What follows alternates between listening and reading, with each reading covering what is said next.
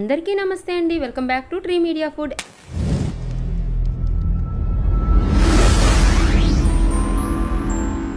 ఎలా ఉన్నారు అందరూ?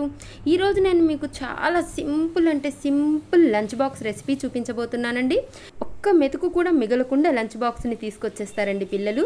అంత టేస్టీగా ఉంటుంది. అలాగే మార్నింగ్ హరీగా ఉన్న టైంలో చాలా తక్కువ టైంలో ఇది ప్రిపేర్ చేసేయచ్చు అనమాట. చాలా ఈజీ. అలాగే ఇందులో అన్ని కూరగాయలు వేసుకోవచ్చండి. హెల్త్కి కూడా చాలా మంచిది పిల్లలకి. మరి ఇంకా లేట్ చేయకుండా ఈ లంచ్ బాక్స్ రెసిపీని ఎలా చేసుకోవాలో ప్రాసెస్ ఏంటో స్టార్ట్ చేసేద్దామా? ముందుగా స్టవ్ ఆన్ చేసుకొని మందంగా ఉన్న ఒక కడాయి పెట్టేసుకొని అందులో 2 టేబుల్ స్పూన్ల ఆయిల్ వేసుకోండి. ఆయిల్ హీట్ అయిన తర్వాత ఒక మీడియం సైజ్ ఉల్లిపాయని ఇలా సన్నగా పొడుగ్గా కట్ చేసుకొని వేసేసుకోండి.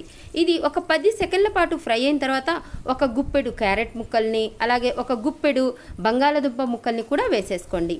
మీ దగ్గర ఉన్న వెజిటబుల్స్ని బట్టి యాడ్ చేసుకోండి. బీన్స్ కూడా యాడ్ చేసుకోవచ్చు. నా దగ్గర లేవు, సో ఉన్న వాటితో చూపిస్తున్నాను.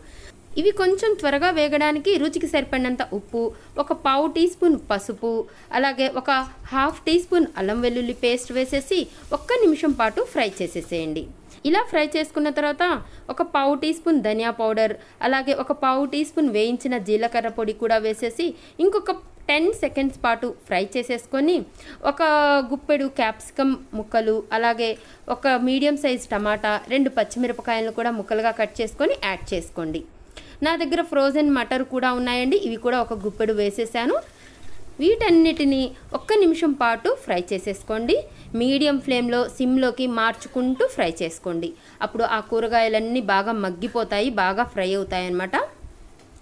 ఇలా ఫ్రై అయిన తర్వాత మీ టేస్ట్కి తగ్గట్టు కారం యాడ్ చేసుకోండి. నేను ఒక హాఫ్ టీ స్పూన్ కారం యాడ్ చేసేసాను. అలాగే తరిగిన కొత్తిమీరను కూడా కొంచెం యాడ్ చేసేసి మరొకసారి ఇలా మిక్స్ చేసేసుకొని ఇప్పుడు ఇందులో ఒక 2 కప్పుల రైస్ని యాడ్ చేసేసేయండి. అప్పుడే ఉడికిన అన్నమైనా యాడ్ చేసుకోవచ్చు, లేదా ఎప్పుడైనా మనకి అన్నం మిగిలిపోయినప్పుడు కూర తినబుద్ధి కావట్లేదు అన్నప్పుడు కూడా ఇలా చేసుకోవచ్చు అనమాట. ఈ రైస్ని బాగా మిక్స్ చేసేసుకోండి. ఈ కూరగాయ ముక్కల్ని, ఆ మసాలాని మొత్తం బాగా రైస్కి పట్టేలాగా బాగా కలిపేసుకోండి. అంతేనండి, మిక్స్డ్ వెజిటబుల్ రైస్ రెడీ అయిపోయిందనమాట. ఇది చాలా టేస్టీగా ఉంటుంది. లంచ్ బాక్స్లోకి చాలా ఈజీగా చేసేయచ్చు.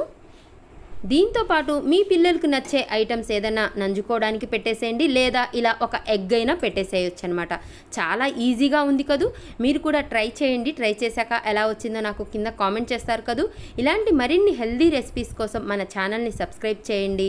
నా వీడియో కనుక నచ్చినట్లయితే లైక్ చేయండి. మీ ఫ్రెండ్స్కి, ఫ్యామిలీ మెంబర్స్ కూడా షేర్ చేయండి. థ్యాంక్ యూ సో మచ్ అండి. Thank you.